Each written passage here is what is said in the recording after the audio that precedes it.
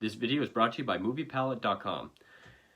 Hey everyone, do you have a favorite movie that you would love to hang on your wall but you can't think of what scene or what poster to get? Well, now you can get the entire movie on one high quality canvas. With MoviePalette.com, you can get every scene from your favorite movie, or more specifically, the dominant color of every scene from your favorite movie in chronological order on a great high quality canvas. It also comes with a silver engraving of the title down at the bottom. It has rubber stoppers on the back to keep it from bouncing. And they have a huge catalog of what to choose from. Whether you're a horror fan or a fan of sci-fi, Marvel, Japanese anime, Disney animation, drama, or Oscar classics, there's a movie palette for you. Right now, MoviePalette.com is having a sale for 50% off for their Halloween sale. But if you go right now and if you enter room 15, you'll get 15% off of the movie palette of your choice. That's ROOM15 for 15% off of your movie palette. Again, this is a great value for a great piece of home decor that looks great for any film and for any film buff and anywhere in your home. You will definitely like this product. Mine is of The Shining, and I could not be happier with it. So definitely go to MoviePalette.com and enter ROOM15 for 15% off of your palette.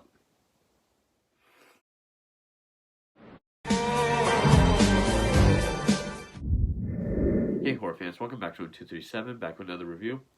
As I continue my month of October run through of Stephen King film adaptations, and now we come to one that came out in the 90s and is probably one of the most forgotten, untalked about, and unseen Stephen King films that I can think of.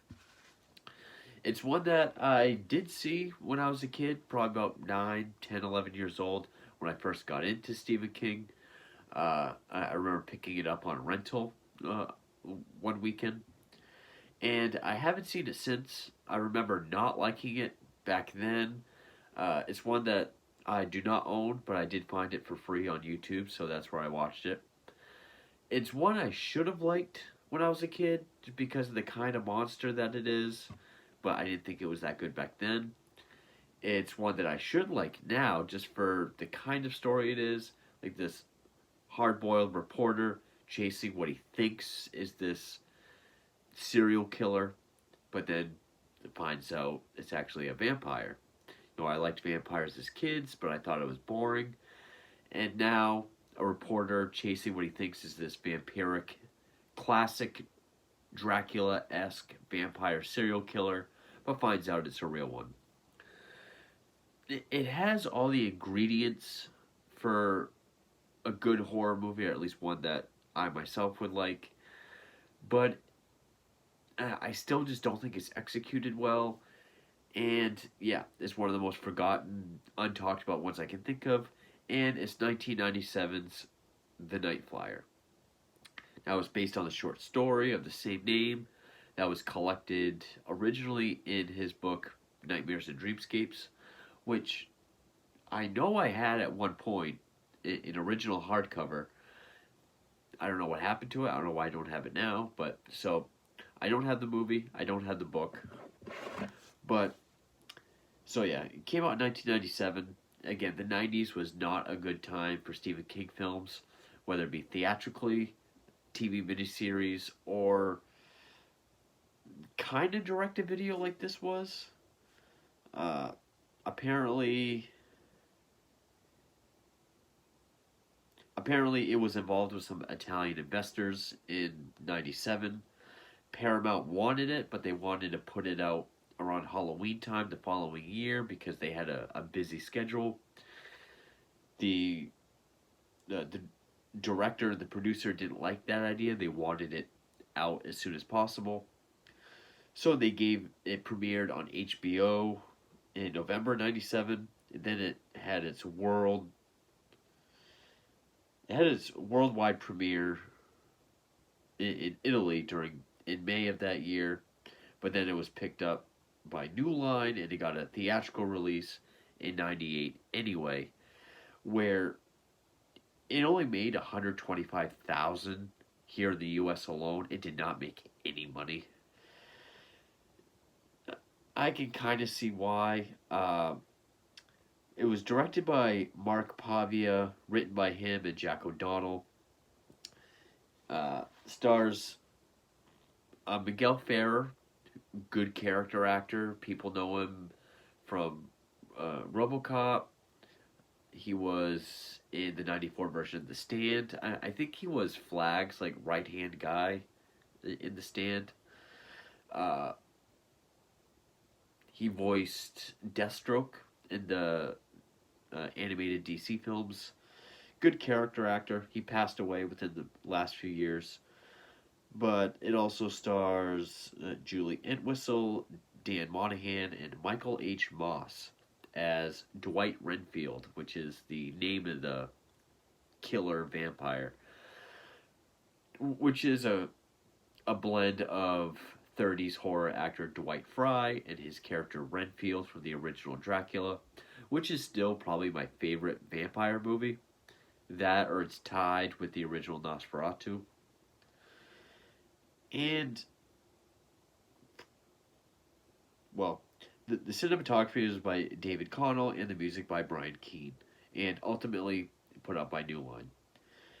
Now, the biggest issue that I have with this movie, oh, and apparently there was going to be a sequel called Fear of Flying that was going to focus on Julie Entwistle's Catherine Blair character, but they failed to make $10 million for financing, and this movie was barely considered a cult hit, so it was scrapped. Now the main thing is that now I can watch movies with unlikable characters. I mean, a lot of slasher films have really dumb, unlikable characters, but they're really just slasher fodder. They're gonna get killed off anyway. Someone that we need to follow throughout the film.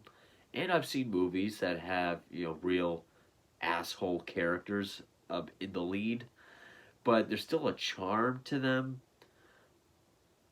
I am kind of struggling to give an example, but we have seen movies where there's just a jerk in the lead, but there's something about him.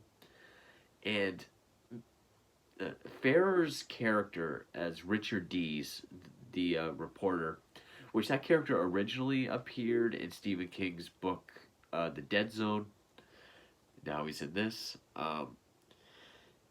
He just brings jerk and asshole to a near insufferable level, to the point where it's even hard to root for him. The ending is not near as tragic as it should be, or even as the score tries to make it out to be. I mean, I get that he's this reporter that's seen a lot of grisly stuff and has kind of hardened him up. And he lives by this motto, never believe what you publish and never publish what you believe, which we see with him tampering with stuff that he takes photos of, even desecrating a tombstone of a victim just to make it look more sensational and spooky. I probably could have lived with him just kind of being an asshole, but it's just this guy just brings it to pretty insufferable levels. He played very well. I mean, Miguel Ferrer usually plays kind of like a bad guy, so he's played very well, but he's just a hard guy to root for. And then Julie Entwistle does fine as Blair. I think she only did 2 movies. And then Dan Monahan as the boss. I don't know what his deal is, because he's also very cynical and very sensationalism driven. But it gets to a point where it implies that he knows more about what's going on, and that even he might have planned the ending of the film. Even his last scene, he's just like sitting there kind of cackling evilly as the camera pulls back, but it doesn't really explain any of that. It just comes across as more as corny or cheesy and random. But basically, so yeah, Farrer plays Dees, this guy who top reporter. He covers most grisly, gory stories. I think they even call him the Godfather of Gore on the one front page. He's given this Night Flyer story, which first I don't remember what they call him first, but they end up calling him the Night Flyer, which is this killer who calls himself Dwight Renfield. He flies this old plane, which they did go through some. I don't know what the word is I'm looking for. They did go through the hassle of finding this correct model of plane from the book or from the original story, and I guess it was kind of hard to find.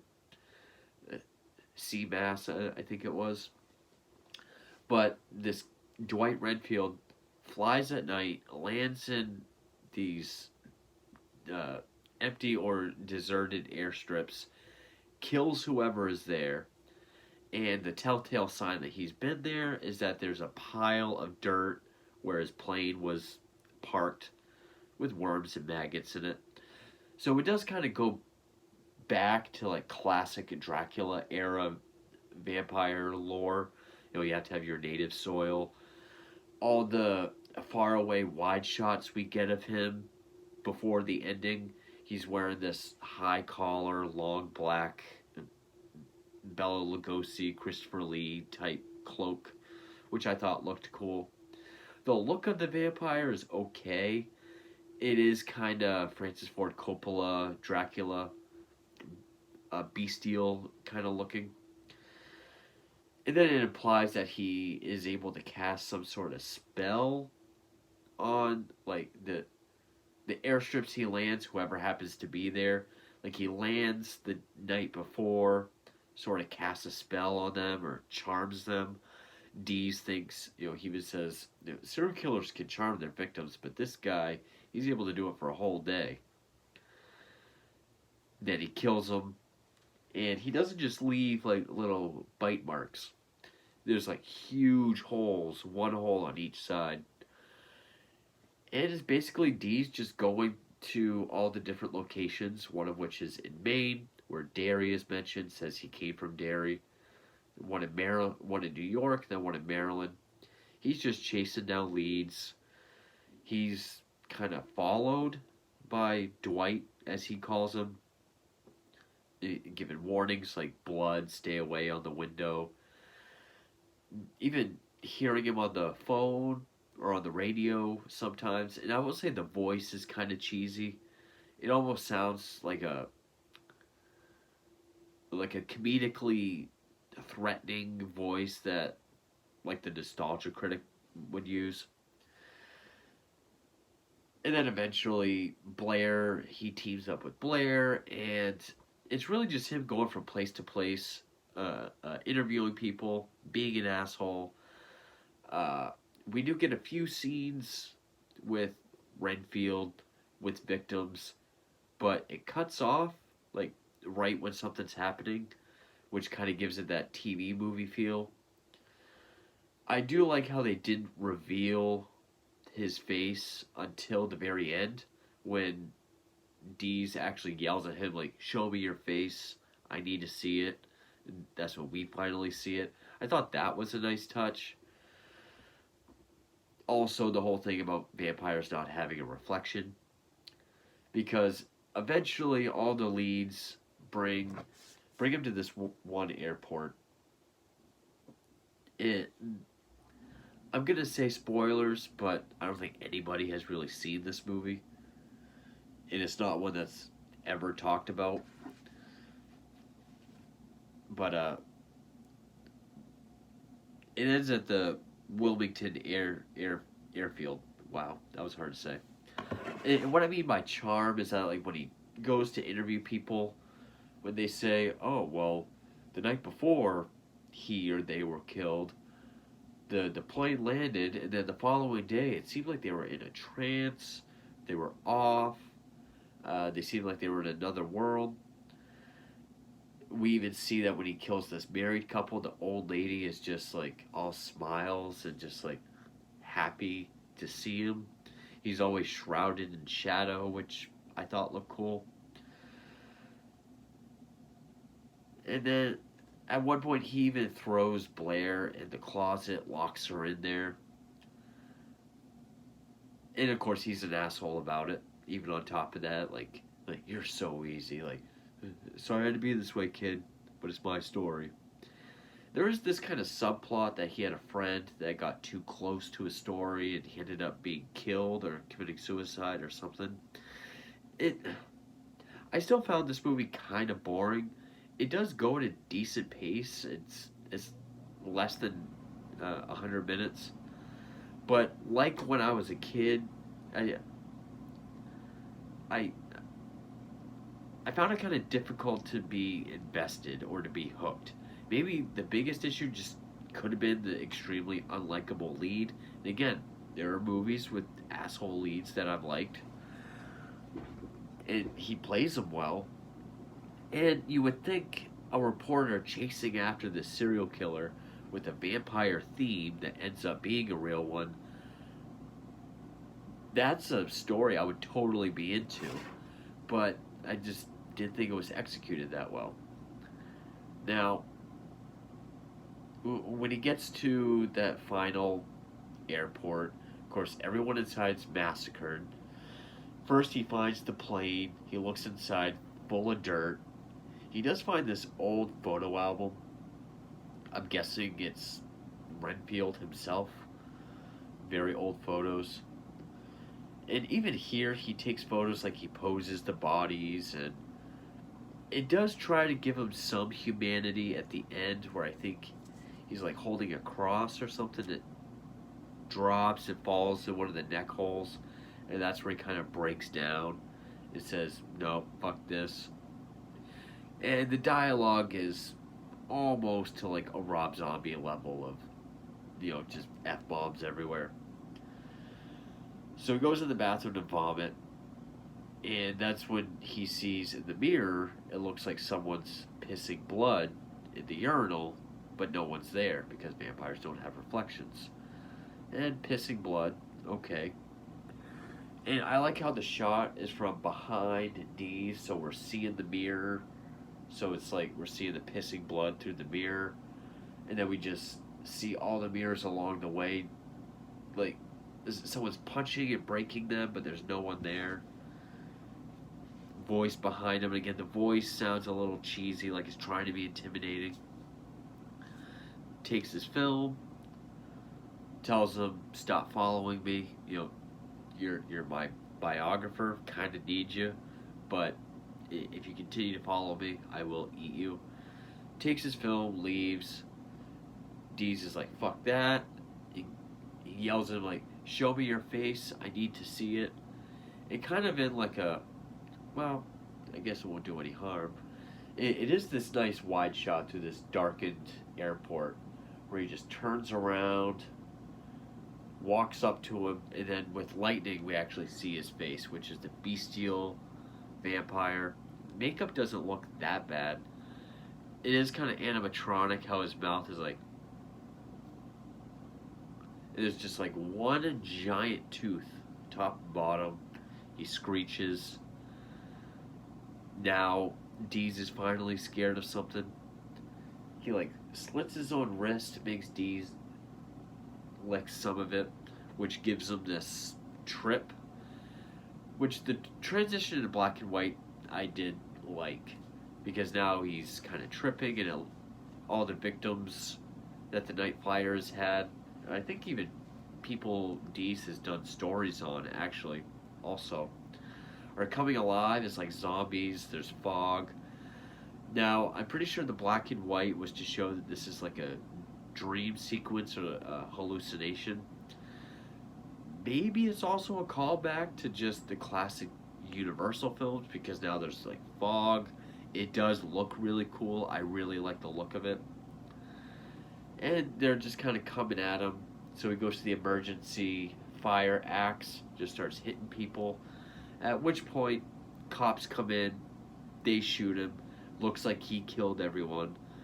Blair then shows up, but Blair sees the real Renfield getting in his plane and remembering his motto, uh, never believe what you publish, never publish what you believe. She tells the cops, this is the guy that we call Night Flier. And then before she takes pictures, it's like, sorry, Dees, I won.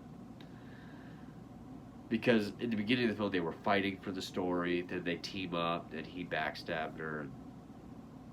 And then it just ends with the cover of Dee's dead and Night Flier defanged, her picture as the writer.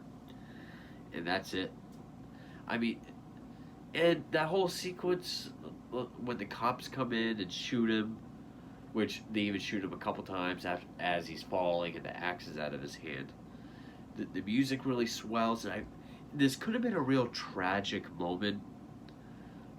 Like, for those that haven't seen it, without spoiling, kind of like the outcome of season 2 of Dexter. It could have been more tragic, and the music would have really made that help. I think if there was a bit more humanity and likability to the Dee's character, then this movie could have been pretty decent. It did do a lot of things right. Not showing the vampire, in full view till the very end, showing him in shadow or showing him far away.